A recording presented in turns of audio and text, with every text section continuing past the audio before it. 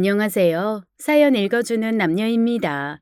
오늘도 와주셔서 감사드리며, 그럼 오늘의 사연 바로 소개해드리겠습니다. 안녕하세요. 전 사연 채널을 좋아하는 여성입니다. 살면서 겪는 일들에 분명한 이유가 있다면 얼마나 좋을까요? 기쁜 일이든 좋은 일이든 이유를 알려주는 답지를 준다면 정말 좋을 것 같아요. 하지만 안개 속을 걷는 것처럼 모든 게 흐릿할 때도 있잖아요. 전 30대 초반에 그런 아찔한 경험을 했습니다. 나토깨비처럼 후다닥 결혼을 하고 얼마 안 돼 벌어진 일이었어요. 행복해야 할 신혼, 남편이 밤마다 몰래 흐느낀다면 어떻게 하시겠어요? 그 이유를 알기 위해 전 과감한 결단을 내렸습니다. 남편을 몰래 훔쳐보기로요. 결혼 3개월 만에 집에서 탐정 노릇을 하게 될 줄은 꿈에도 몰랐습니다. 저는 한국에서 태어나 미국에서 오래 살았어요. 한국을 떠난 건 10살 때였죠. 전 부모님을 따라 미국으로 가게 됐습니다. 그것도 이민 일주일 전에 통보를 받았어요. 꿈에도 생각지 못한 일이었습니다. 정말? 다음 주 월요일에 우리 미국 간다고? 아예 살러? 그래, 딱 일주일 있다가 우리 미국 가. 아빠가 거기 집도 사놨고 엄마가 짐도 붙였어. 우린 몸만 가면 돼. 좋지? 친구들과 헤어지는 게 너무 슬퍼서 공항 갈 때 울었던 기억이 선명하게 나네요. 동생은 7살이었고 전 10살 때였어요. 한국에서 10년, 미국에서 20년 가까이 살았지만 뿌리가 한국인이라는 건 변함이 없었습니다. 막상 와보니 이민자로 산다는 게 쉽지 않았거든요. 미국에 막 도착해선 왕따도 비슷하게 당했는데 어리고 뭘 몰라서 어리둥절했던 것 같아요. 적응하고는 공부를 열심히 해서 우등생이 됐지만 이민 초기엔 어려움이 많았습니다. 나날이 한국에 대한 그리움이 깊어졌던 것 같아요. 미국에서 안정된 직장을 얻은 뒤 20대 후반부터 전 휴가만 기다렸어요. 직장에서 스트레스가 컸거든요. 백인 상사와의 트러블도 만만치 않았고 혼자 동양인이라고 은근한 무시도 당하고 있었습니다. 그럴수록 한국이 그리웠어요. 결국 2주 휴가를 만들어 비행기표를 끊었죠. 불쑥 한국에 가겠다고 하니까 아빠는 말렸습니다. 2주 휴가를 받아서 한국을 가? 유럽이나 휴양지를 가지. 이 유별나긴. 자식이 고향 찾아간다는데 왜요? 잘한다고 칭찬을 해줘야지. 아빠는? 그래서 어디? 부산을 간다고? 응, 그쪽 돌고 올 거예요. 다녀올게요. 엄마, 선물 사올게요. 아빠랑 즐겁게 지내고 계세요. 사랑해요. 생각해보면 20년 미국 생활 동안 향수병에 시달렸던 것 같습니다. 이민도 제가 결정한 건 아니었으니까요. 태어나 10년간 한국에서 유치원, 학교 다녔고 명절이면 한복 입고 친척집 다니던 기억, 사계절 또렷한 나라에서 여름엔 계곡 가고 겨울엔 눈사람 만들던 기억이 자석처럼 절 한국으로 이끌었죠. 그리고 30살 한국 여행에서 만난 남자와 전 갑작스럽게 결혼을 하게 됐어요. 그리고 예쁜 아기의 엄마가 됐죠. 속도 위반은 아니었습니다. 결혼 상대에게 아주 어린 아기가 있었거든요. 전 사별한 남자와 결혼했습니다. 이름은 임진강, 부산으로 출장 온 남자였어요. 제 인생 통틀어 처음 경험해본 찐한 로맨스였죠. 미국으로 돌아가는 비행기 티켓을 찢어버릴 만큼 진강 씨와 나눈 감정은 강렬했습니다. 그리고 그의 아기 연두는 돌쟁이 여자아이였어요. 아기를 처음 본 날 진강 씨는 울먹였죠. 왜 자꾸 눈물이 나지? 우리 사진 찍자. 다 같이. 우리 세 식구. 처음 맞이한 아침이잖아. 잠깐만. 내가 카메라 갖고 올게. 연두야, 아빠가 사진 찍재. 들었어? 웃어봐, 연두야. 저기 카메라 보고 치즈, 스마일. 그렇게 우리 셋은 사진을 찍었고 그걸 신혼집 거실벽에 커다랗게 걸어뒀어요. 진강 씨와 처음 만난 건 공항에서 내려 부산으로 가는 기차에서였습니다. 그 사람이 제 옆자리에 앉아 있었고 전 미국에 있는 엄마와 짧게 통화를 했죠. 잘 도착했다고 걱정 말라고 유쾌한 대화를 마쳤는데 옆에서 말을 걸더라고요. 제 유창한 영어 솜씨가 놀랍다면서요. 전 20년 동안 미국에 살아서 그렇다고 했고 가벼운 대화를 이어가게 됐습니다. 진강 씨도 영어를 곧잘 하더라고요. 부산엔 여행하러 오신 거예요? 네, 미국 보스턴에 살아요. 휴가 내서 놀러 왔어요. 혹시 부산이 고향이세요? 아니요. 출장 가는 길이에요. 부산 좋은 데 많은데 어디 가실 거예요? 우린 말이 잘 통했고 그날 저녁에 만나 밥을 먹기로 했어요. 아주 특별한 일은 아니었어요. 여행하다 보면 그렇게 친구를 사귀곤 했거든요. 근데 참 이상한 일이 벌어졌어요. 그날 저녁 같이 밥을 먹고 얘기를 나누는데 이 사람한테 이성적으로 호감이 가더라고요. 전 그날 술도 안 마셨는데 대화 분위기가 너무 좋았습니다. 얘기를 하며 밤을 꼴딱 샜고 새벽에는 바닷가를 거닐었어요. 뭐가 그렇게 좋은지 둘이 눈만 마주치면 웃고 있었죠. 왜 자꾸 사람을 웃겨? 내가 뭘 했다고 허파에 바람 들어갔어? 진짜 언제적 농담을 하고 그래? 혹시 아재 개그 좋아하는 거야? 아재 개그 싫어하는 사람도 있어. 맞춰봐. 새한테 시집간 여자는? 그걸 내가 어떻게 알아? 새 섹시. 케이트, 나한테 시집 올래? 내 섹시 안 할래? 웃겨 진짜. 만난 지 3일째 되던 날 진강 씨는 농담처럼 얘기했어요. 자기한테 시집 오라고요. 전 피식거리면서 웃었습니다. 하지만 놀랍게도 그 사람은 진심이었죠. 인연을 믿어? 아니, 미국에도 그런 개념이 있어? 케이트 만난 거 나 솔직히 필연 같아. 왜 갑자기 그런 얘기를 꺼내?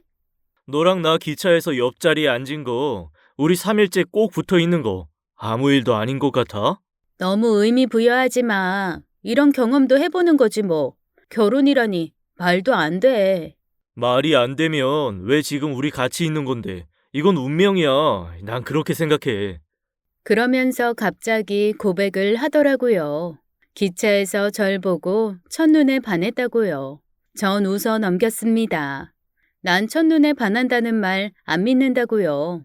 하지만 진강 씨는 물러서지 않았어요. 절 처음 봤을 때 정신이 번쩍 들었다면서 놓치고 싶지 않다는 거였어요. 전 부담스럽다고 선을 그었습니다. 그만 가봐야겠다고 하니까 그 사람은 실망하더라고요. 진강 씨는 가겠다는 절 붙잡았고 전 더는 불편해서 안 되겠다고 일어났죠. 그러느라 실랑이가 벌어졌는데 진강 씨 옷에서 지갑이 툭 떨어졌고 사진이 눈에 띄었습니다.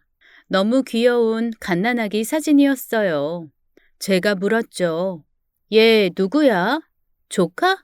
아니, 내 딸. 딸? 어, 사실 애기 아빠야. 뭐? 와이프도 있고? 근데 나한테 대쉬한 거야? 아니, 내 와이프 딸이 태어난 뒤 우리 곁을 떠났어. 사별 1년 전에. 사별? 세상을 떠났다는 얘기야? 딸 낳자마자 이틀 만에. 진강 씨는 죄 지은 사람처럼 고개를 푹 숙였어요. 전 사진을 보며 다시 의자에 앉았습니다. 아기가 너무 어리고 예뻤어요. 진강 씨가 사진을 뺏어들며 일어났습니다. 미안하다고 속일 생각은 아니었다면서 나가려는 걸 제가 붙잡았어요. 우린 다시 맥주를 시키고 마주 앉았죠. 자연스럽게 진강 씨의 얘기가 시작됐어요. 아내가 죽고 1년간 죽지 못해 살았대요. 아무것도 모르고 해맑게 웃는 아기를 보면서 많이 힘들었다고 하더라고요. 믿어줄지 모르겠지만 절 속이려는 생각 없었고 뜻밖의 연애 감정에 충실하고 싶었다고 했습니다. 애기 아빠라는 거 알게 돼서 기분 나쁘지 않냐고 묻길래 전 아니라고 했죠. 그러자 진강 씨는 고개를 푹 숙였습니다. 어쩐지 거리감이 느껴지네. 케이트는 날 친구로만 생각하니까 아무렇지도 않은 거겠지? 이런 감정, 난 솔직히 기적 같아. 갑자기 우리 딸한테 미안해지네. 딸은 엄마 얼굴도 모르는데 내가 무슨 말 하는지 모르겠다. 그냥 네 앞에선 대책 없이 솔직해지는 것 같아. 그 사람은 얼굴이 빨갛게 달아올랐고 당황스런 표정이었죠. 그리고 어렵게 말을 이어갔습니다. 진강 씨는 연두를 어떻게 키울지 걱정이 된다고 했어요.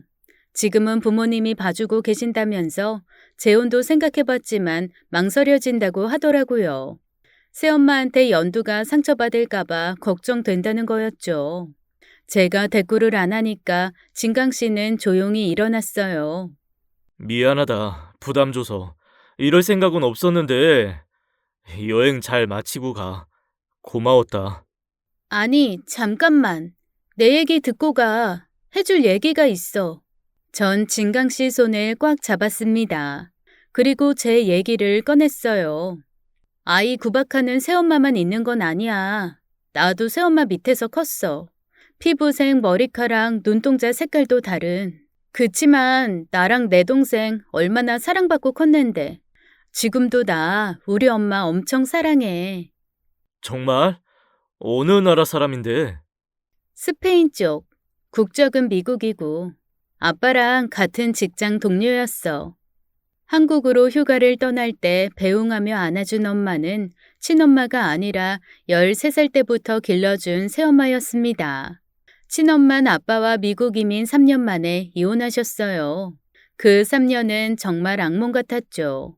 부모님은 정말 많이 싸우셨어요. 전 엄마가 한국에 여행 가신 줄 알았는데 두 분이 이혼했다는 걸 6개월 뒤에 알게 됐죠. 그것도 모르고 전 매일같이 편지를 쓰고 있었어요. 엄마 보고 싶다고 빨리 오라고요. 동생도 매일 밤 울었고요. 결국 아빠는 진실을 말해주셨죠. 그 슬픈 눈동자 아직도 기억나네요. 엄마한테 편지 쓰는 거 그만두라고 엄마 다시는 안 돌아온다고 하셨고 전 큰 충격에 빠졌습니다. 더 놀라운 건 그 6개월 뒤 새엄마가 생겼다는 거였어요. 파란 눈에 빨간색 머리카락을 가진 그분은 스페인계 혼혈이었죠. 저와 남동생은 새엄마한테 엄청 까칠했어요. 부모님의 이혼으로 예민해져서 새엄마의 존재를 받아들이기 힘들었죠. 부엌에서 풍기는 냄새부터 달랐으니까요. 하지만 새엄마는 사랑이 정말 많은 분이셨어요. 진짜 아빠와 저희 운이 좋았습니다. 언젠가부터 부엌 식탁 위에 한글 교재가 보이기 시작했어요. 새엄만 저희와 한국말로 대화를 나누고 싶다고 열심히 공부하셨죠. 입엔 안 맞았지만 따뜻한 간식을 해주셨고 저와 동생한테 어려운 발음을 물어보셨어요. 다녀와? 왔습니다? 다녀왔습니다. 천천히 해봐요. 다녀왔습니다. 아하하, 바보 같아, 엄마. 발음 이상해. 바보? 바보가 뭐야? 알고 싶어. 끝도 없이 노력하는 새엄마 모습에 반항적이었던 저와 동생의 마음도 열리기 시작했어요. 새엄마 덕분에 우리 가정은 안정을 찾았고 그 후론 모든 게 잘 풀렸습니다. 새로 생긴 외가 식구들도 재미있었고요. 그 얘기를 꺼내면서 진강 씨를 위로했습니다. 너무 걱정 말라고 좋은 사람이 세상엔 훨씬 많다고요. 진강 씨 눈에 눈물이 고이더라고요. 이런 위로 처음 받아봤다면서 감동한 것 같았습니다. 그 후로 진강 씨는 당황스러울 정도로 적극적이었죠. 결국 전 그의 사랑에 항복했고 미국 집으로 돌아가는 티켓을 무한 연장하게 됐어요. 결국 찢어버리게 된 티켓은 진강 씨와의 결혼을 의미했고요.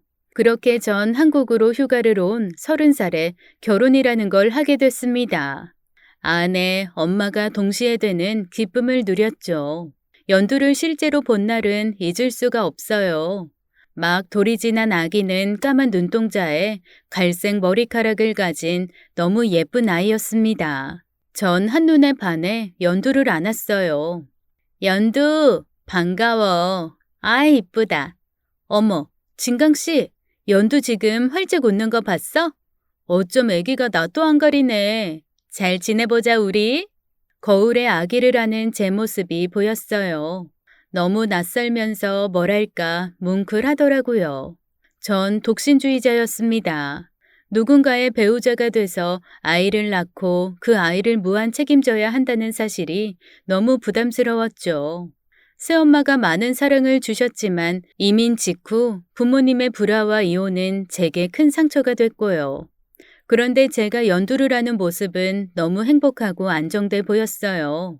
그런 제 표정을 처음 봤기 때문에 전 충격을 받았습니다. 그리고 연두에게 약속하게 됐어요. 좋은 엄마가 되겠다고요. 아무것도 모르는 연두는 절 보면서 해맑게 웃었죠. 가슴이 벅차오르고 내가 있을 곳은 여기라는 확신이 들었습니다. 왜 울어? 이 좋은 날. 고마워, 자기야. 여기 내 자리 맞는 것 같아. 우리 연두랑 행복하게 잘 살자. 한 달 반 후 미국의 부모님이 한국에 오셨어요. 남동생은 저한테 화가 나 오지도 않았죠. 제 결정이 너무 즉흥적이라면서 비난하고 당장 그 결혼 때려치우라고 했습니다. 전 동생 설득을 포기하고 부모님만 한국에 초대했어요. 양가 부모님만 모시고 조촐하게 식을 올렸습니다. 아버진 표정이 좋지 않으셨는데 어머닌 달랐어요. 연두를 보자마자 너무 귀엽고 예쁘다면서 안아주셨죠. 엄마, 연두 귀엽지?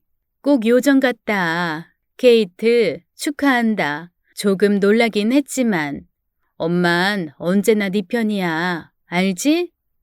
엄마 누리랑 살면서 한국어를 무척 잘하게 됐죠. 그게 다 노력의 결과였어요. 새엄마의 넉넉한 품에 안기니 서울이 아닌 보스턴, 친정집에 온 것 같았습니다.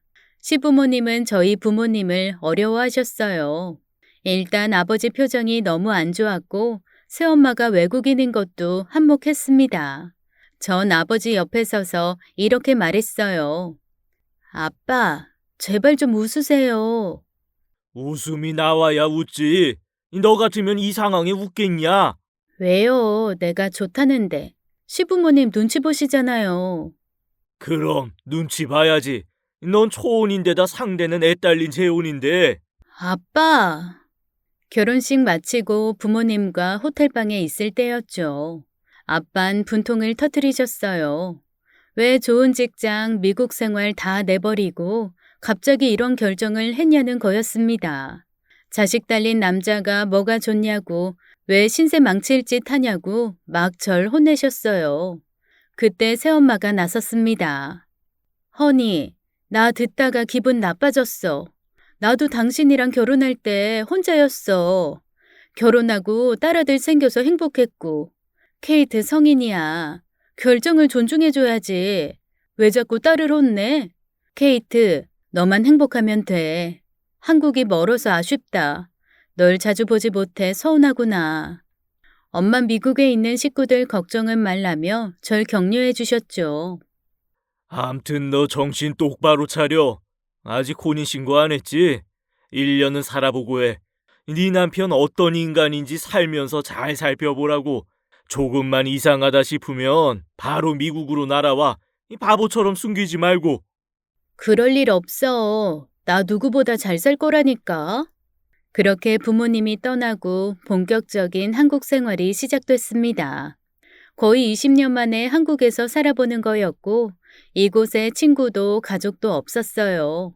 친엄마가 지방에 계셨지만 이미 재혼한 지 오래고 장성한 자식까지 있는 상태였죠. 전 남편과 연두만 믿고 씩씩하게 지내기 시작했어요. 그런데 남편은 결혼 전 이거 하나만 지켜달라고 했습니다. 연두, 친모, 전처에 대해 묻지 말아달라고 하더라고요. 갑작스런 사별의 아픔이 상처가 돼서 딱지처럼 붙어버렸대요. 지금 우리 행복한데 그 상처 때문에 쓸데없이 싸우고 감정 상할까봐 걱정된다고 했습니다. 전 알겠다고 했어요. 시부모님도 그러시더라고요. 새아가, 연두의 비가 뭐 부탁 안 하든? 무슨 부탁이요? 전처에 대해 묻지 말아달라고 안 해? 어떻게 하셨어요? 이제 네 남자 됐지만 내 아들 아니냐. 말 안 해도 그 속 훤히 다 보여. 연두애미 그렇게 되고 진강이 많이 힘들어했다. 폐인되는 줄 알았어. 그러니까 굳이 긁어 부스럼 만들지 말고 아무것도 묻지 마라. 혹시 기분 나쁜 거 아니지? 전 괜찮았습니다. 둘 다 한참 어른이고 서른에 만나 연애하고 결혼했으니 과거는 서로가 묻지 않는 게 맞다고 생각했어요. 남편은 연두를 보는 저를 엄청 배려해줬습니다. 하지만 아기를 보는 건 쉽지 않은 일이었죠. 하루 종일 말 못하는 아기와 함께 있다 보니 우울증이 오려고 했어요. 전 유모차에 아기를 태우고 아파트 주변을 산책하기 시작했습니다. 그러면서 아기 엄마들도 만나고 말도 트게 됐죠. 하지만 곧 상처를 받게 됐어요. 친해졌다 싶어 우리 결혼 스토리를 얘기하면 다 색안경 끼고 보더라고요. 아기 문화센터에서 만나도 절 은근히 따돌렸고요. 미국에서 따돌림 당한 경험이 있었기 때문에 전 눈치만으로도 알 수 있었습니다. 기가 막혔어요. 내가 태어난 한국에서 사는데 또 왕따를 당하게 되다니. 그것도 우리 연두 친모가 아니라는 이유로요. 남편은 그런 여자들이랑 상대하지 말라고 화를 내더라고요. 그래서 제가 나 일하고 싶다 연두 시터에게 몇 시간 맡기고 어학원에라도 취업하고 싶다고 했더니 이러는 거였습니다. 케이트, 난 너 일하는 거 원하지 않아. 갑자기 왜 이래? 나도 커리어가 있어야지. 배운 것도 아깝고. 단 몇 시간인데 그것도 안 돼? 집에서 애기만 보는 거 솔직히 쉽지 않아. 답답하다고. 나 서운해. 자기가 낳은 자식 아니라고. 우리 연두 보는 거 힘들단 얘기야? 왜 그렇게 받아들여? 연두 또래 엄마들 다 그런 얘기해. 다들 직장 다니다가 애기 낳고 그만뒀대. 애기들 더 크면 어린이집 보내고 복직하고 싶다고 했어. 나도 마찬가지고. 그리고 당신 한 말 나한테 상처야. 내가 연두한테 얼마나 최선을 다하는데. 난 반대야. 연두가 더 클 때까지 육아만 했으면 좋겠어. 돈이 급한 것도 아니고 왜 굳이 일을 하려고 해? 일 구하지 마. 남편은 너무 서운해했고 전 당황했죠. 결국 그냥 연두만 보기로 했어요. 집에 있다 보니 이런 생각도 들었습니다. 연두와 터울 많이 안 지는 동생을 낳고 싶었어요. 둘째 얘긴 결혼 전에도 했고 남편도 동의한 바가 있었죠.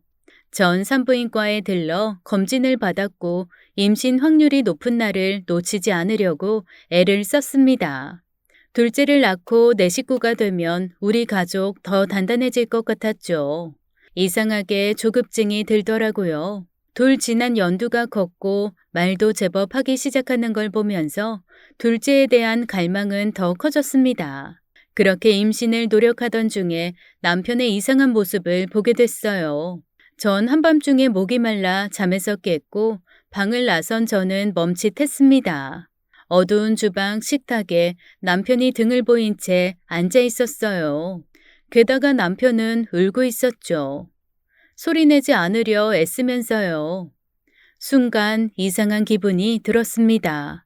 왠지 내가 아는 남편이 아닌 것만 같았어요. 전 조용히 뒷걸음질을 쳐서 방으로 들어갔고 다시 침대에 가 누웠습니다. 당연히 잠은 다 달아났죠. 한참 뒤에 남편은 욕실에서 세수를 하는 듯 하더니 아무 일도 없다는 듯 제 곁에 누웠어요. 괜히 오싹했습니다. 전 아무것도 모르고 자는 척을 했지만 그날 새벽을 하얗게 새웠어요. 다음 날 깨보니 남편은 출근한 뒤였죠. 주방에서 연두 아침을 먹이며 어젯밤 일을 떠올렸어요. 분명 꿈을 꾼 것 같지는 않았습니다. 왜 울었을까? 흐느껴 울어놓고 왜 안 운 척 했을까? 궁금증이 꼬리를 물었죠. 사실 결혼하고 전 초저녁이면 기절하듯 잠들었어요. 아기 보는 게 너무 힘들기도 했고 살림이며 남편과의 신혼이 너무 벅찼거든요. 이젠 적응이 돼서 늦게 잠드는 일도 많았습니다. 전 찜찜한 기분으로 연두를 유모차에 태웠어요. 산책을 나갔다가 황당한 일을 겪게 됐죠. 옆집엔 혼자 사시는 할머니가 계셨는데 동네에서 유별나다고 소문이 나 있었어요. 긴 백발에 빨간 입술, 검은색 드레스를 사계절 내내 입고 다니셨죠. 그분과 엘리베이터 앞에서 마주쳤는데 저한테 이러시는 거였습니다. 얼굴에 복이 덕지덕지 붙었네. 근데 조심해. 지금은 아니야. 네? 지금 뭐라고 하셨어요? 지금은 아니라고. 뭐가 아닌데요? 그때 엘리베이터가 열렸고 연두가 울기 시작했습니다. 전 당황해서 연두를 안았고 할머니는 혼자 엘리베이터를 타고 내려가셨어요. 그리고 어디선가 구슬피 우는 소리가 들렸습니다. 소름이 쫙 끼쳤어요. 아기를 안고 주변을 둘러보는데 할머니 집에서 커다란 앵무새가 한 마리 나오더라고요. 앵무새 우는 소리가 꼭 사람 우는 소리 같아서 저도 모르게 소리를 질렀습니다. 전 아기를 달래서 유모차에 눕히고 할머니 집 안으로 앵무새를 들이밀었습니다. 옆집 할머니가 문단속을 안 하셨더라고요. 앵무새가 집 안으로 들어가는 걸 보고 문을 쾅 닫았습니다. 괜히 기분이 나빴어요. 복이 있다는 건 좋은 말인데 기분이 별로였어요. 그날 저녁 퇴근한 남편의 기색을 살폈죠. 자기야, 요새 회사에 별일 없어? 별일? 없는데? 어머님, 아버님 잘 계시지? 그럼. 참, 장모님한테 낮에 문자 왔었어. 한국말로 길게도 쓰셨던데. 너한테 잘해주라고. 밤에 내가 연두 재울게. 넌 영화라도 봐. 고마워. 남편 표정은 밝았고 전 어젯밤 일은 모른 척 하기로 했습니다. 그리고 주말이 됐어요. 새 식구 공원에 갔을 때였죠. 마침 축제 무대가 열렸고 거기 주민들이 올라가서 노래도 부르고 장기자랑도 하더라고요. 전 대번에 신이 났죠. 미국에서 고등학교 때 치어리더도 했고 춤, 노래 다 좋아하거든요. 여보, 장기자랑에서 1등하면 선물 준대. 노트북? 대박! 나 저기 나갈래. 그랬더니 남편이 피식 웃더라고요. 말도 안 된다고요. 하지만 전 진심이었습니다. 저런데 아무나 나가는 거 아니야. 얼른 가자. 시끄럽고 정신없다. 아니야. 잠깐만 연두 데리고 있어. 전 노래도 부르고 싶고 상품도 타고 싶었어요. 남편한테 눈짓으로 기다리라고 하고 올라갔죠. 전 제 소개를 하고 노래를 멋들어지게 불렀습니다. 어르신들도 많이 아는 신나는 올드팝으로 불러제꼈어요. 그 노래는 새엄마가 참 좋아하는 노래였죠. 아쉽게도 1등은 못했지만 3등을 해서 무선 주전자를 받을 수 있었어요. 전 너무 신이 나서 남편한테 달려가 안았습니다. 그랬더니 남편이 정색하면서 절 밀쳤고 한마디 말도 없이 유모차를 밀고 가는 거 아니겠어요? 전 너무 당황했죠. 자기야, 왜 그래? 화났어? 기가 막혀서. 사람들이 환호성 지르고 박수 치는 거 진짜 네가 잘해서 그러는 것 같아? 네 꼴이 우스워서 비웃는 거라고. 유진인 이렇지 않았는데. 유진이? 유진이가 누구야? 남편이 깜짝 놀라더라고요. 그 사람은 아무것도 아니라면서 앞으로 다시는 사람들 앞에서 춤추고 노래하지 말라고 화를 냈습니다. 전 황당하고 창피하기도 해서 아무 말 못했어요. 이게 그렇게 화날 일인가 아무리 생각해도 남편이 이해가 안 됐죠. 집에 와서 상품으로 받은 무선 주전자를 닫고 쓰는데 남편이 말도 없이 나가더라고요. 저도 기분이 너무 안 좋았습니다. 유진이라는 이름이 기억에 또렷이 새겨져 버렸어요. 그리고 다음 날 생활비 입금이 되지 않았습니다. 아무리 기다려도 돈이 들어오지 않았어요. 전 너무 황당해서 남편에게 물었죠. 뭔가 착오가 생긴 줄 알았어요. 그런데 돌아온 대답은 황당 그 자체였습니다. 벌이야. 이번 달 생활비 없이 살아봐. 뭐? 왜 그래? 어제 너 때문에 망신당한 거 생각하면 아휴, 앞으로 다신 그러지 말라고 경고하는 거야. 알았어? 연도 분유랑 기저귀는 내가 살 거니까 당신은 알아서 생활해. 끊어. 너무 화가 나고 기막혀서 집에 있을 수가 없었습니다. 잠든 연두를 유모차에 태우고 밖으로 나갔어요. 도무지 뭐가 뭔지 알 수 없었죠. 전 한국에 친구도 없어서 신혼부부들이 어떻게 생활하는지 남편의 이런 반응이 일반적인지 물어볼 수도 없었습니다. 벤치에 멍하니 앉아 있는데 옆집 할머니를 보게 됐어요. 장을 보고 오시는지 장바구니가 볼록했죠. 전 지나가는 할머니께 인사를 했습니다. 지난번에 문이 열려 있어서 앵무새가 나왔다고도 말씀드렸어요. 그랬더니 할머니가 깜짝 놀라시더라고요. 모르셨던 것 같았습니다. 할머니는 저한테 캔커피를 주셨어요. 전 그때 너무너무 말동무가 필요해서 할머니를 붙잡았죠. 전에 하신 말씀 무슨 뜻이냐고 물었어요. 그랬더니 할머니가 절 한참 바라보셨죠. 알고 싶어? 무슨 뜻인지. 네. 할머니는 제 옆자리에 앉으셨어요. 가방에서 창이 넓은 검은색 모자를 꺼내시더니 알이 큰 선글라스까지 쓰셨습니다. 그리고 아주 낮은 목소리로 말씀하셨죠. 밤마다 천지가 흔들려. 아주 을씨년스럽고 소름이 끼쳐. 그게 저랑 무슨 상관인데요? 제가 어리둥절해 하니까 할머니는 버럭 소리를 지르셨습니다. 얼굴에 손대지 마. 복달아나. 지금이 제일 예뻐. 엄청 예쁘다고. 알겠어? 그 한마디를 끝으로 할머니는 휑하니 가버리셨어요. 전 너무 허탈해서 혼자 미친 여자처럼 웃었죠. 할머니는 소문대로 보통 분은 아니었습니다. 살짝 정신이 이상하신가 그런 생각에 주신 캔커피도 못 먹겠더라고요. 전 연두 낮잠을 재우며 동네를 한 바퀴 돌았습니다. 사실 남편이 생활비를 안 줘도 크게 타격은 없었어요. 미국에서 모은 돈이 통장에 차고 넘쳤죠. 하지만 이건 다른 문제였습니다. 크게 잘못한 것도 없는데 꼭 벌을 주는 것처럼 생활비를 끊는 건 부당하다는 생각이 들었어요. 전 그날 저녁 남편한테 잘못된 걸 따져야겠다고 생각했죠. 시비를 걸 생각은 없었어요. 문제를 대화로 풀 생각이었죠. 그런데 엄청 충격적인 얘기를 듣게 됐습니다. 남편은 저한테 코 수술을 해보는 게 어떻겠냐는 거였어요. 전 귀를 의심했죠.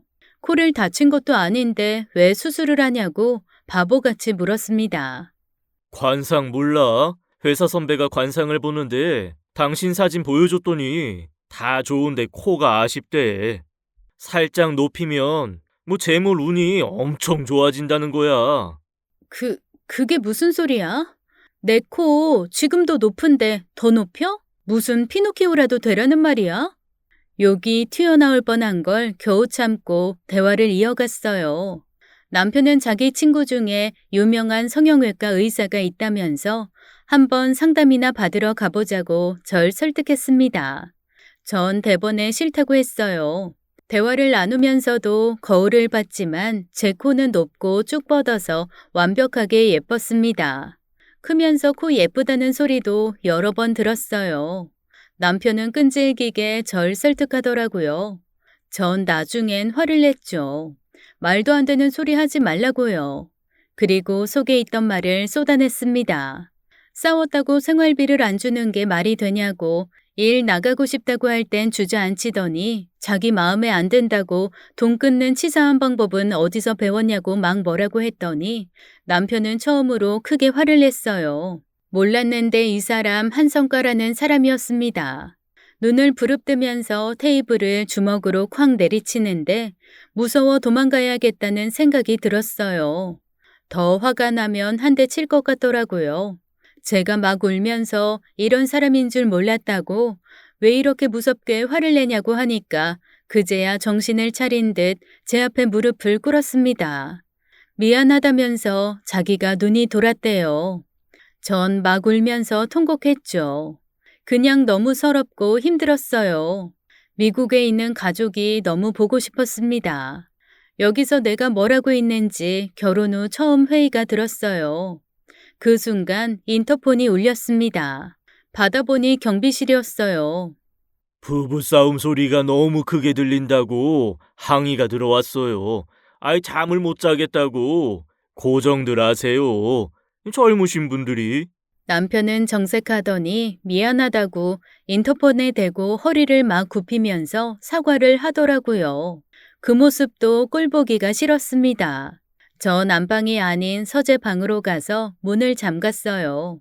거기서 울다가 잠이 들었죠. 남편이 너무 밉고 낯설었어요. 그리고 또 한 번 이상한 장면을 목격했죠. 그날 밤이었어요. 스트레스 때문인지 온몸이 뻣뻣하고 몸살이 든 것 같았습니다. 시계를 보니 새벽 2시였어요. 그리고 방문을 연 순간 소름이 돋았죠. 남편이 또 식탁 의자에 앉아 울고 있었습니다. 전 숨을 죽이고 다시 방으로 들어왔어요. 무슨 일인지 남편은 흐느끼고 있었죠. 촉이 이상했습니다. 느낌상 저한테 미안해서는 아닌 것 같았어요. 방에 우두커니 서 있는데 연두가 우는 소리가 들렸습니다. 전 방문을 살짝 열어봤어요. 남편은 문소리를 듣자 벌떡 일어나더니 욕실로 내빼더라고요. 전 아기 방으로 가서 연두를 안고 달랬습니다. 남편은 괜히 재채기를 하는 척하면서 다시 안방으로 가더라고요. 뭔가 심상치가 않았습니다. 분명 제가 모르는 뭔가가 있었어요. 그때부터 전 머리를 싸매고 고민하기 시작했죠. 더 놓고 이유를 물어볼까, 몰래 알아볼까 궁리하다가 일단 남편 모르게 알아보자 했죠. 그때쯤 남편은 집안 사업 물려받을 준비를 하고 있었어요. 저한테 말은 안 하는데 골치 아픈 일이 있는 것 같았죠. 저한테 터놓고 의논하지 않는 이유가 분명 있겠다 싶었습니다. 다음 날 오전 아기 방에 CCTV를 부엌에 옮겨 달았어요. 최대한 남편 눈에 띄지 않게 다느라 팔이 빠지는 줄 알았습니다. 그날 오후 딸이랑 장을 보러 나갔죠. 저 멀리 같은 동 사시는 분들이 모여 계시더라고요. 한 아주머니가 절 불렀어요. 애기 엄마, 옆집에 이상한 할머니 살지? 앵무새 키우는 할머니요? 앵무새? 아니야, 새댁. 그 집에 까마귀 키운다는 소문 있는 거 몰라? 집안에서 이상한 주술 같은 거 외운다며. 애기 엄마, 그 할머니 조심해. 아파트에 소문 도는 거 모르지? 그 할머니가 요상한 주문 외우고 다닌다고. 왜 요상한 주문을 외워요? 모르지 나야. 애기 엄마, 그 할머니랑 친하게 지내는 거 아니지? 옆집이니까 더 조심해야 할 거야. 뭘 조심하라는 건지 어리둥절했지만 알겠다고 했습니다. 그리고 밤이 됐어요. 남편은 평소대로 퇴근했고 저녁을 먹으면서 술을 찾더라고요. 없다고 하니까 편의점에 직접 나가서 소주를 사오는 거였어요. 그리고 저녁을 먹자마자 코까지 골면서 잠이 들었죠. 너무 얄밉고 속상했어요. 그날은 산부인과에서 알려준 임신 가능성이 높은 날이었거든요. 분명 낮에 문자로도 알려줬는데 모른 척 술까지 먹고 잠든 남편이 꼴도 보기 싫었어요. 남편과 대화를 나누고 싶었지만 계속 이런 패턴이었습니다. 속상해서 저도 에라 모르겠다 남은 술을 2~3잔 마시고 뻗었죠. 그리고 깊은 새벽 저절로 눈이 떠졌어요. 부엌에서 달그락거리는 소리가 났거든요. 소주 때문에 속이 부대껴 선잠이 들었었나 봅니다. 침대 위 남편 자리는 비어 있었어요. 분명 주방에서 뭘 하고 있는 게 확실했죠. 전 남편이 또 우나 귀를 기울여 봤습니다. 하지만 흐느끼는 소리는 들리지 않았어요. 냉장고 여닫는 소리가 들리더니 한참 또 조용하더라고요. 뭐야, 저 사람 도대체 뭐 하는 거야? 나 몰래 야식 먹나? 혼자 뭐 숨겨놓고 먹는 거 아니야? 혼자 몰래 먹는 야식이면 즐거워야지 울 이유는 하나도 없잖아요. 그리고 소름이 쫙 끼쳤습니다. 흡사 귀신 우는 소리 같은 남편의 흐느낌 소리가 들렸거든요. 억누르듯 소리 죽여 우는 소리에 전 심장이 막 뛰었죠. 문을 열고 나가고 싶은 걸 억지로 참았습니다. 남편의 이상한 행동은 CCTV에 고스란히 찍혔을 거니까요. 다음 날도 그 다음 날도 남편은 깊은 새벽 주방으로 혼자 나갔습니다. 전 일부러 깊게 잠든 척 연기까지 했어요. 낮엔 아기 보고 밤엔 남편 신경 쓰느라 컨디션은 말이 아니었고 유모차 밀고 나갔다가 아파트 앞에서 쓰러질 뻔했죠. 앞이 빙글빙글 도는데 저기 멀리서 미국에 있는 엄마가 환영처럼 보였어요. 엄마, 언제 왔어? 미친 사람처럼 엄마를 향해 뛰어갔지만 키 큰 나무 한 그루만 제 앞에 서 있었어요. 순간 서러움이 북받쳐 울음을 터뜨렸죠. 그때였어요. 제 앞에 검은색 긴 치맛자락이 나풀거렸습니다. 고개를 들어보니까 옆집 할머니였어요. 어느새 유모차까지 끌고 나오셨더라고요. 집에 가. 힘들면 집에 쉬어야지. 여기서 뭐해? 힘들어서요. 집까지 못 가겠어요. 애기 엄마도 유모차 타고 싶어? 다 큰 어른이 타는 유모차 있으면 가져와 봐. 내가 태워줄게. 차라리 아기 때로 돌아가고 싶어요. 우리 연두처럼 아무것도 모르면 얼마나 좋을까요? 할머니는 혀를 끌끌 차시더니 제 손을 덥석 잡으셨습니다. 어르신이 손 악력이 엄청 세시더라고요. 전 학교 가기 싫은 아이처럼 질질 끌려가다시피 아파트 안으로 들어가게 됐어요. 엘리베이터에서 내렸을 때 할머니는 본인 집으로 저를 데리고 가셨어요. 몰랐는데 앵무새가 4마리나 되더라고요. 사람들 소문이 잘못된 거였어요. 까마귀는커녕 너무 예쁘고 똑똑한 앵무새들이 횃대에 쪼로록 앉아 있었습니다. 이 아파트가 아주 그지같이 지어졌어. 왜요? 방음이 안 돼. 애기 엄마 집에서 구구단을 외면 우리 집까지 들릴 정도야. 그래요? 하긴 저희 집에서도 위아래 변기물 내리는 소리까지 다 들리더라고요. 할머니는 말없이 인삼 꿀물을 타주셨고 전 홀짝홀짝 그걸 마셨죠. 따끈해서 속이 풀리더라고요. 근데 새댁 이름이 뭐야? 윤미래요. 영어 이름은 케이트고요. 미국에서 오래 살다 왔거든요. 그럼 유진이는 누구고? 순간 전 들고 있던 인삼차를 놓치고 말았습니다. 다행히 조금 식었기에 망정이지 아니었으면 허벅지가 다 되었을 거예요. 할머니는 찬 물수건을 대주시면서 왜 그렇게 놀라냐고 유진이가 철천지 원수 이름이라도 되냐고 물으셨죠. 전 뒤통수를 한 대 얻어맞은 것 같았습니다. 밤마다 남편이 우는 건 어쩌면 죽은 전처 때문인지도 몰랐어요. 충분히 가능성 있는 일을 신혼이고 남편이 내 남자라는 생각에 간과하고 있었죠. 그 이름 어떻게 아셨어요? 정말 주문이라도 외우시는 거예요? 할머니 마법사예요? 아니면 한국식으로 점쟁이요? 말씀해 주세요. 그 이름 어떻게 아셨냐고요? 어이구, 흥분 가라앉혀. 내가 말했지? 이 아파트 그지같이 지어졌다고. 밤마다 그 집에서 들려오는 울음소리 때문에 내가 잠을 못 자. 우리 집 앵무새들도 오죽하면 울음소리를 흉내낼까? 애기 아빠, 무슨 일이 있어? 무슨 초상 났냐고. 밤마다 그만 좀 울라 그래. 아주 속이 시끄러워 죽겠어. 전 뒤도 안 돌아보고 할머니 집을 나와 우리 집으로 뛰어들어갔습니다. 그리고 당장 부엌에 CCTV 화면을 돌려봤어요.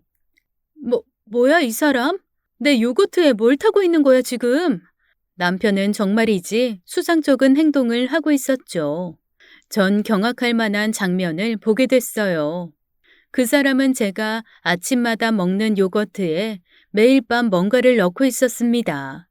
확대해서 보니 그건 정체불명의 하얀 가루였어요. 한밤중 살금살금 부엌으로 간 남편은 냉장고에서 제 요거트를 꺼내 뚜껑을 열고 하얀 가루를 붓더라고요. 전 분노가 치밀어 올랐습니다. 아침에 일어나면 전 과일과 꿀, 곡물을 섞은 요거트를 먹었죠. 그거랑 커피 한 잔이면 충분했어요. 전 매일 그걸 먹었고 남편도 뻔히 알고 있었고요. 그 요거트에 정체불명의 무언가를 넣고 있었다니 믿을 수가 없었죠. 범죄 피해자가 된 것 같아 분노가 치밀었습니다. 전 그의 아내이자 딸의 엄마였어요. 정신없이 남편의 옷장과 책상 서랍을 뒤지게 됐죠. 그리고 이상한 알약 뭉치를 발견했어요. 놀랍게도 그건 여성 피임약이었습니다. 피임약? 설마 이걸... 아니야, 그건 아닐 거야. 설마, 절대 아닐 거야. 전 현실을 부정하며 울부짖다가 쓰러졌어요. 절망과 함께 제 안에 도끼가 퍼졌죠. 만약 이게 사실이라면 남편이란 인간은 밤마다 제 음식에 피임약을 넣고 죽은 전처가 그리워 울었다는 건데 정말 기가 막혔습니다. 전 눈물을 닦고 심호흡을 한 뒤 CCTV 기사를 급하게 불렀어요. 방에 하나 더 설치해야 할 것 같다고 집에 도둑이 들어 급하다고 사정했더니 2시간 만에 기사님이 오시더라고요. 저는 남편 서재방에 CCTV를 하나 더 설치했습니다. 그날 저녁 이제 16개월에 접어든 연두를 보면서 착잡한 마음을 가눌 길이 없었어요. 해피엔딩이 될 뻔한 이야기를 악몽처럼 만든 남편이란 인간이 미워서 견딜 수가 없었죠. 하지만 아직 분노를 터뜨리긴 일렀습니다. 전 밤이 오기만을 조용히 기다렸어요. 퇴근한 그는 꽃과 달콤한 디저트까지 사왔더라고요. 이게 다 뭐야? 선물. 자기 연두 보느라 고생 많잖아. 특별히 좋은 데 가서 꽃도 예쁜 거 골라왔는데 마음에 들어? 초콜릿도 먹어봐. 전 고맙다고 한 뒤 저녁을 차렸습니다. 손이 벌벌 떨리는 걸 어떻게 감췄는지 모르겠어요. 그리고 저녁을 먹는 그 사람 앞에 앉아서 물었죠. 요새 회사는 어때? 잘 굴러가? 왜? 아니, 그냥 통 회사 얘기를 안 하니까 궁금해서. 그리고 우리 둘째 얘기 말이야. 순간 남편의 표정이 굳더라고요. 전 그 찰나를 놓치지 않고 말을 이어갔습니다. 산부인과 선생님이 이번 달 날짜 다시 주셨어. 당신도 나도 건강에 문제 없으니까 금방 애기 들어설 거라고 격려해 주셨고. 너무 기쁘지? 그래, 기쁘네. 근데 너무 애쓰지 마. 자연스럽게 하자. 아직 연두도 어리고. 남편은 얌전히 잘 노는 연두를 번쩍 안아들고 거실로 가더라고요. 곧 밤이 됐고 전 아기 방에서 남편이 잠들길 기다렸죠. 전 연두를 보다가 잠든 것처럼 아기 방에서 쓰러져 자는 척을 했어요. 그러다 진짜 잠이 들고 말았고요. 얼마나 시간이 지났을까 삐걱 문이 열리는 소리가 들렸고 전 잠이 깼습니다. 시계를 보니 새벽 1시 반이었죠. 전 바닥에 누워 바깥에서 나는 발소리에 집중했습니다. 깊은 밤 주변은 고요하기만 했어요. 남편은 서재 방으로 갔다가 주방으로 가더라고요. 그가 무슨 짓을 할지 보지 않아도 훤했습니다. 냉장고 열리는 소리가 들렸고 한참을 아무 소리도 안 들렸죠. 저도 모르게 숨이 가빠졌고 눈물이 주르륵 흘렀어요. 남편은 오늘도 저를 속이고 있었습니다. 제 예상이 맞다면 피임약을 가루로 만들어 제 요거트에 붓고 있었겠죠. 이빨이 딱딱 부딪힐 정도로 경련이 일어났어요. 분노와 증오, 화가 마그마처럼 흘러 넘쳤습니다. 어떻게 이래? 어떻게? 임진강, 네가 사람이냐? 나 네 딸 엄마 되겠다고 한 사람이야. 당신 아내라고. 하지만 소리 없는 외침은 마음속에서만 메아리 칠 뿐이었어요. 곧이어 남편의 흐느낌 소리도 들려왔죠. 아주 대범하게도 울음소리도 점점 커지더라고요. 제가 업어가도 모를 정도로 자는 줄 알고 남편은 마음 놓고 오열하고 있었습니다. 그 이름 유진이를 부르면서요. 그대로 전 꼼짝도 하지 않고 새벽을 맞이했습니다. 빨리 시간이 흘러서 남편이 출근하기만을 바랬어요. 전 부스스한 얼굴로 주방으로 나갔죠. 아무 흔적도 없는 싱크대 앞에 서서 멍하니 있으니까 남편이 방에서 나와 제 뺨에 뽀뽀를 쪽 하더라고요. 하마터면 그를 밀어낼 뻔했습니다. 전 쥐어짜낸 인내심으로 남편에게 미소를 지어 보였어요. 잘 다녀오라고 배웅을 한 뒤 침착하게 아기 아침을 먹이고 서재와 주방의 CCTV를 돌려봤습니다. 제 예상은 정확히 맞아 떨어졌어요. 남편은 어제 새벽 서재방에서 피임약을 꺼내 가루로 빻았습니다. 그리고 그걸 주방으로 가져가 제 요거트에 섞었어요. 입에서 욕이 튀어나왔습니다. 게다가 그는 중요한 비밀 하나를 들켰어요. 서재방 책상엔 남편만 아는 서랍이 한 개 더 있었습니다.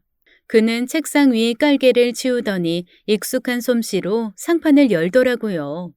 열쇠는 맨 아래 서랍 작은 주머니 안에 있었죠.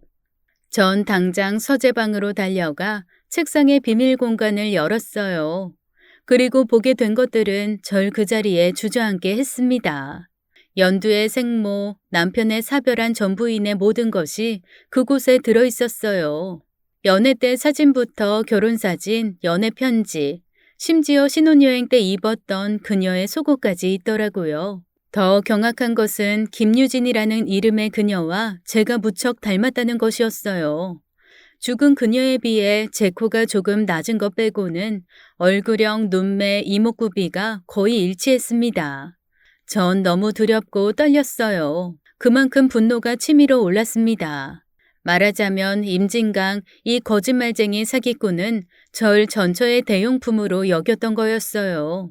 그리고 또 하나 남편 전처의 유언장을 보게 됐어요. 거기엔 분명히 써 있었죠. 혹시 자기가 잘못되면 연두를 키워줄 여자와 재혼은 해도 되지만 절대로 새 여자에게서 아이는 갖지 말라는 구절이 보였습니다. 남편은 거기 지장도 찍고 심지어 그걸 읽는 장면을 동영상으로 남겼더라고요. 죽을 때까지 그 약속을 지키겠다고 하면서요.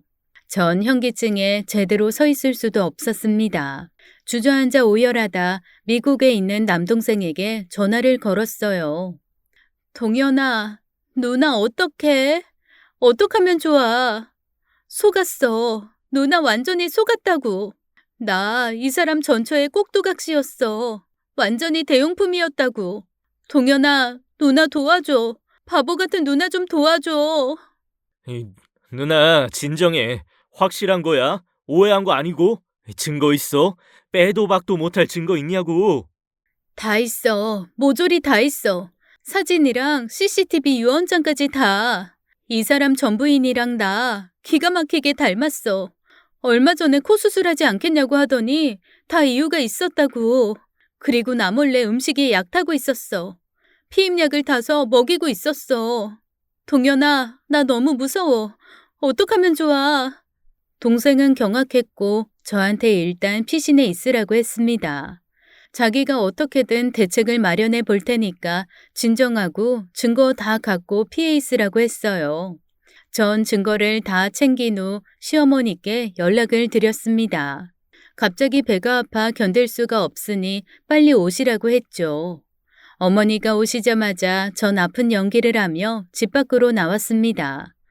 엘리베이터를 기다리는데 옆집 할머니가 문을 열고 절 급하게 불렀어요. 제가 대답도 하기 전에 전 할머니 집으로 끌려 들어갔죠.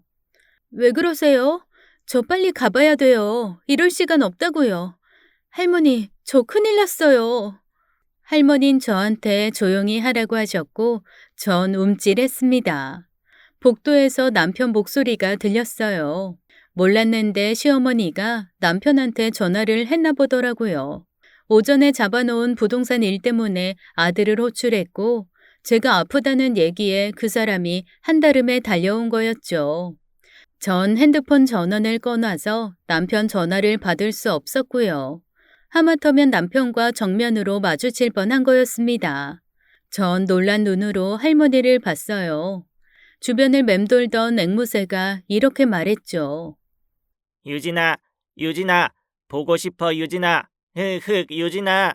한숨이 나왔어요. 할머니 몇 시간이라도 여기 있는 게 차라리 안전하다고 제가 여기 있을 거라고는 꿈에도 생각 못할 거라고 하셨죠. 맞는 말이었습니다.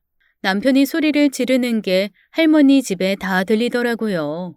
아마 서재에서 제가 빼간 걸 눈치챈 모양이었습니다. 피임약, 전부인의 사진과 유언장을 제가 갖고 있었거든요. 곧 남동생한테 전화가 왔어요. 부모님이 곧 서울로 가실 거고 자기도 따라갈 거라고요. 전 알겠다고 빨리 와달라고 했습니다. 할머니는 제게 방 하나를 내주셨어요. 전 그 방 침대에 누워 꼼짝없이 사흘을 알아누웠죠. 그동안 남편의 집에선 큰 소동이 벌어졌어요. 시부모님과 남편이 싸우는 소리가 들렸습니다. 연두도 제가 갑자기 없어져 힘든지 엄청 울더라고요. 그걸 듣는 제 심정이 어땠겠어요. 하지만 끈떨어진 연이었습니다. 그 집에는 다시는 들어가고 싶지 않았고 남편 얼굴을 보는 게 너무 두려웠죠. 하루 만에 남편 집은 빈집이 됐어요. 연두는 시부모님이 데려가셨고 남편도 시댁에서 출퇴근하는 눈치였습니다. 하지만 안심할 순 없었어요. 할머니 집에서 3일째 되는 날 아빠가 통화가 됐어요. 미래야, 빨리 내려와. 아빠랑 엄마 밑에 와 있어. 얼른. 전 벌떡 일어나 방을 나왔습니다. 그리고 할머니와 앵무새들에게 작별 인사를 했습니다. 할머니는 얼른 가라고 뒤도 돌아보지 말고 빨리 가라고 하셨죠.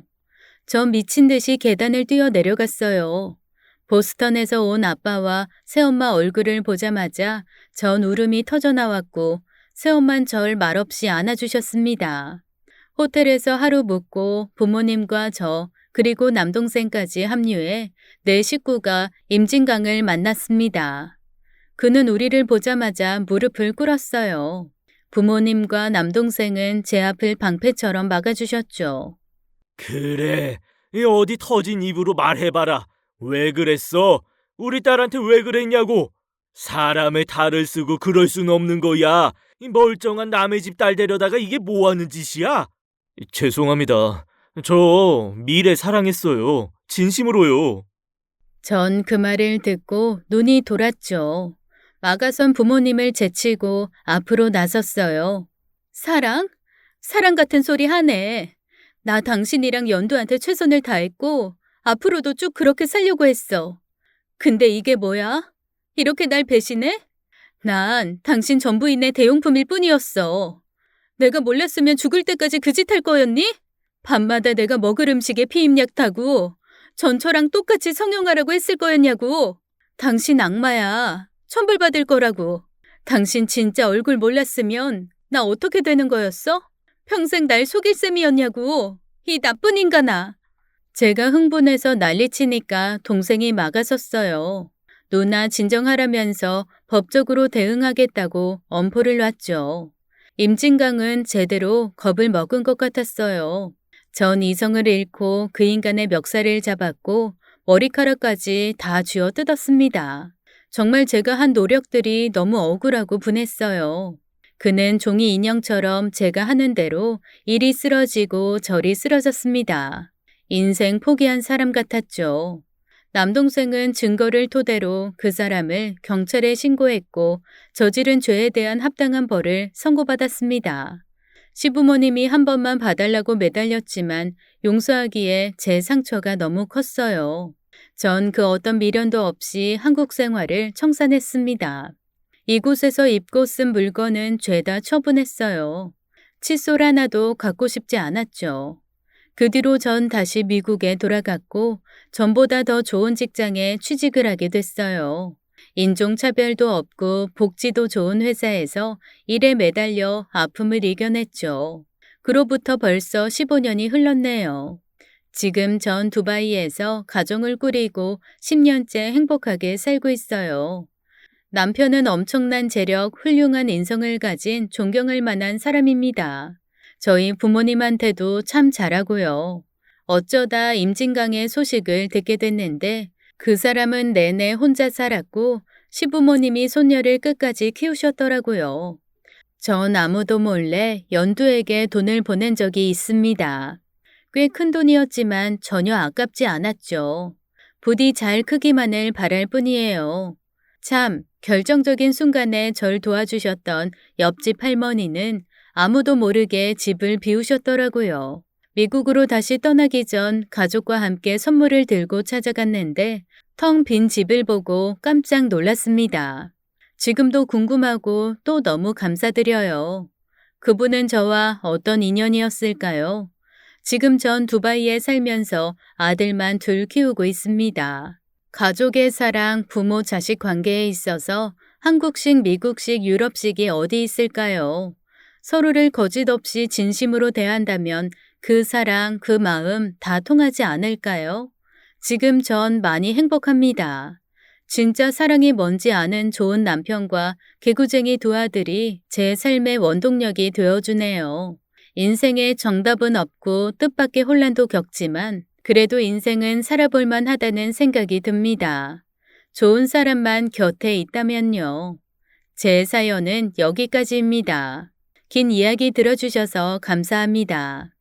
지금까지 사연 읽어주는 남녀였습니다. 끝까지 함께 해주신 여러분 감사드리며 저희는 다음 사연으로 돌아올게요. 감사합니다.